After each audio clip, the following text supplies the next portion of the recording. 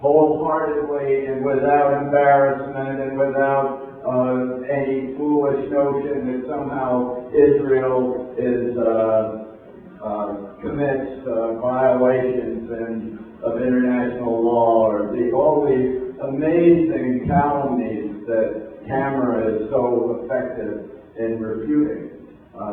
It's one of the key calumnies is somehow Israel has been terrible for the Palestinians. And I think a crucial discovery I made, other people have made it in various ways, but I really focused on the numbers. And the single greatest beneficiary of Israel in the world is the Arab Palestinians. They've even benefited more than Americans, which is saying a lot. Between 1967 and 1987, when and really 1990, when Israelis administered the West Bank and Gaza, they allowed more freedom in the West Bank and Gaza than they did in Israel itself. And as a result, these territories prospered amazingly.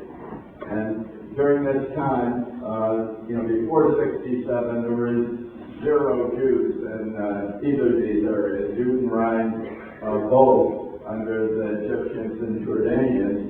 And after 67, a total over the years of some 200 to 250,000 Jews moved into the territories. And these are the vicious, evil settlers you hear about. And a lot of people to read this pile of ridiculous books that are produced by academics around the world would have you believe that that's caused displacement for the Arabs, but 8 times as many Arabs moved in as Jews, so that the Arab population during these 20 years tripled from to about 3 million. And you'd think with this onrush of Arabs moving in to take it, to benefit from all the development that was being accomplished by the Israelis, the new irrigation, the electrification, the medical care, the educational facilities, the 7 new universities, the 2,500 new plants, some 261 new towns, and not only did the Arab population triple, but their per capita incomes tripled. Their educational level soared. Their life expectancy rose from about 40 years to almost to over 70 years.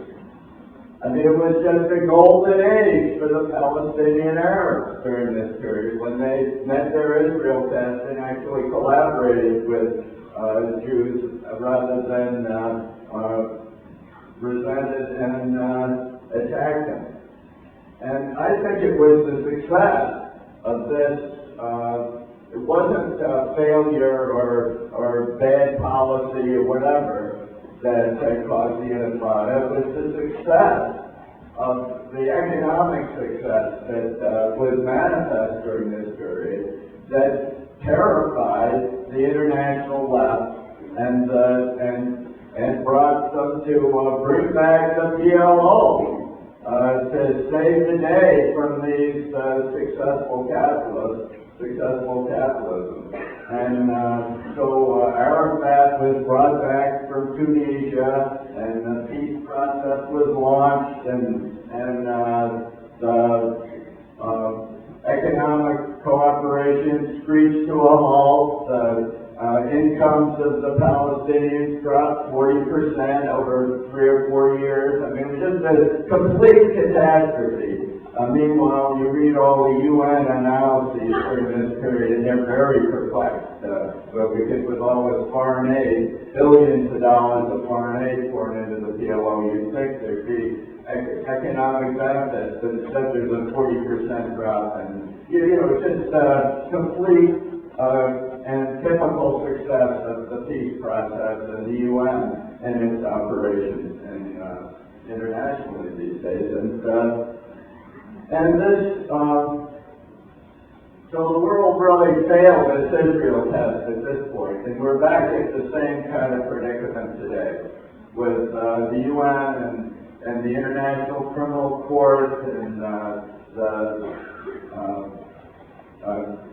human rights organizations. All these international forces are all refugee relief groups. They're all focused on delegitimizing Israel, rendering Israel a pariah, making Israel really incapable of defending itself, and ultimately causing Israel's destruction is really the destination of this general kind of policy.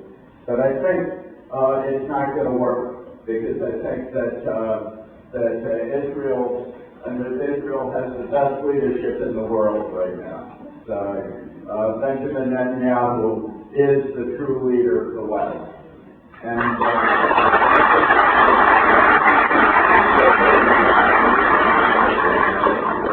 some people complain that he isn't, following all the policies that all of us would prefer. But he has a problem to deal with the United States. He has to engage the United States in cooperative military activity, and so he's making the various policy initiatives that he has to make. But I trust him. I spent 45 minutes with him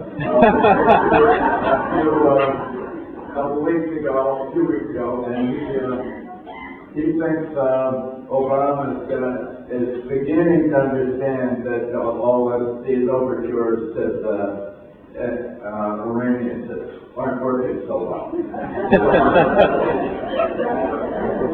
So I think that the momentum is all in favor of Israel. Its economy is growing during this disaster for world capitalism in many ways. Israel has no stimulus packages, no deficit, no nothing, and it's really moving ahead.